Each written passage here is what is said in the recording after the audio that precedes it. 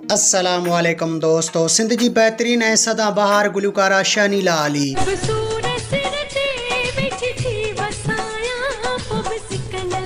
गुलकारा शानीला अली केर ऐं किथां जी आहे। शानीला अली खे सिंध में एतिरी शोहरत छो ऐं कीअं मिली। सिंगर शानीला अली हिन वक़्तु फ़नकारी जी दुनिया खां छो परे आहे। तफ़सीली ॻाल्हि ॿोल शुरू करण खां पहिरियां जेकॾहिं तव्हां असांजे यूट्यूब चैनल ते नवां आया आहियो त महिरबानी करे असांजे यूट्यूब चैनल खे सब्सक्राइब करे घंटी बटन ते क्लिक करे ऐं नोटिफिकेशन ऑल करे छॾींदा। सब्सक्राइब करण सां अव्हां जो को बैलेंस कोन वेंदो, पर असांजी काफ़ी हौसला अफ़ज़ाई थींदी ऐं तव्हांखे बि वधीक वीडियोज़ ॾिसण वटां मिलंदा। हलूं था पंहिंजे मेन टॉपिक तरफ़। त सिंध जी बहतरीन ऐं ख़ूबसूरत सिंगर शानीला अली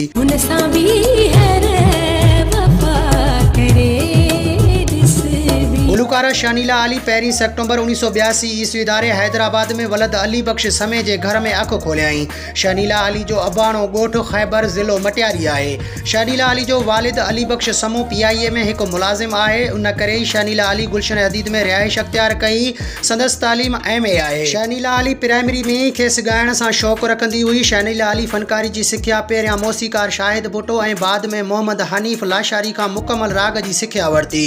शानीला अली खे शुरुआती शोहरत PTV खां मिली ऐं बाद में कशिश TV ऐं KTN खां काफ़ी शानीला अली खे शोहरत मिली।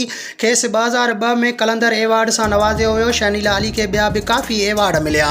हिन तरह जा वधीक वीडियोज़ ॾिसण जे लाइ असांजे यूट्यूब चैनल खे सब्सक्राइब करे घंटी बटन ते क्लिक करे ऐं नोटिफिकेशन ऑल करे छॾींदा।